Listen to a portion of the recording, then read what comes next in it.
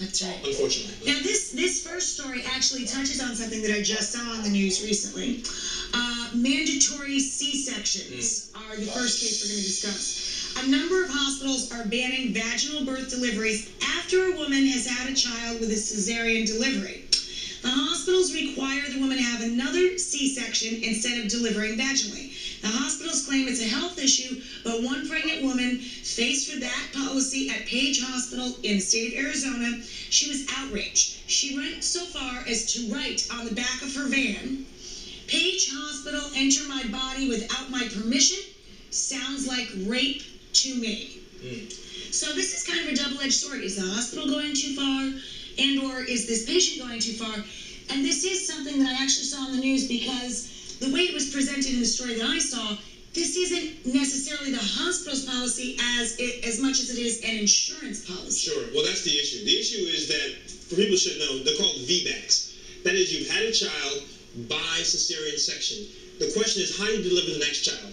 A lot of people say, do another C-section for safety issues. Why? Once you have a C-section, you've cut into the uterus and your muscles, and therefore having a vaginal delivery with the pushing could cause rupture, could cause hemorrhage. It's a higher risk. It's a higher risk. And that's why the hospitals and or an insurance company might not want to take it. That's right. However, that being said, there are plenty of women who do have C-sections, and they do have normal vaginal deliveries afterward, which is why, typically speaking, it's between the doctor and the patient to decide which way they want to go.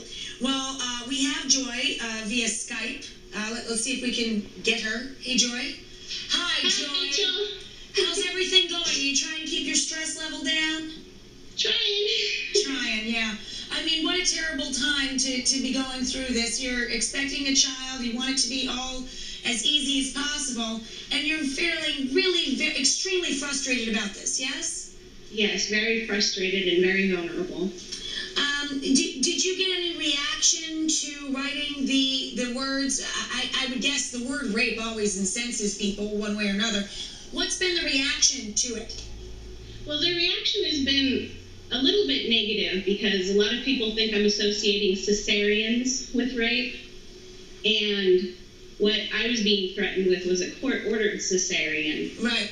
And you felt invaded, and that's what you're trying to express. You are invading my rights as a mother, as a woman, as a patient.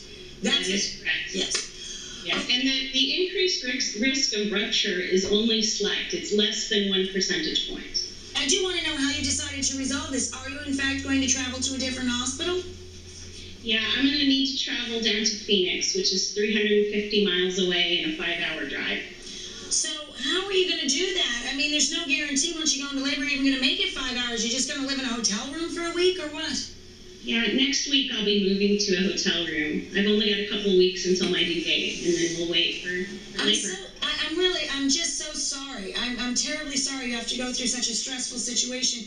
I am happy that you're going to a place where they think that they are well prepared no matter what happens. So that's the upside. Sure, that's the upside. But the other problem is that, if it's an insurance mandate, the insurance company is saying, we're not going to cover this procedure because there are risks involved. Yeah. Then I just don't think that's right. I mean, a woman should have a choice if she wants to do a C-section. I believe that as well. To be fair, we did contact Page Hospital. This is the statement they asked us to read. Because this is a small rural hospital, it cannot provide the more stringent staffing recommendations set forth by the American College of Obstetrics and Gynecology for elective vaginal births after cesareans. Therefore, in the interest of patient safety and quality of care, they do not perform this service.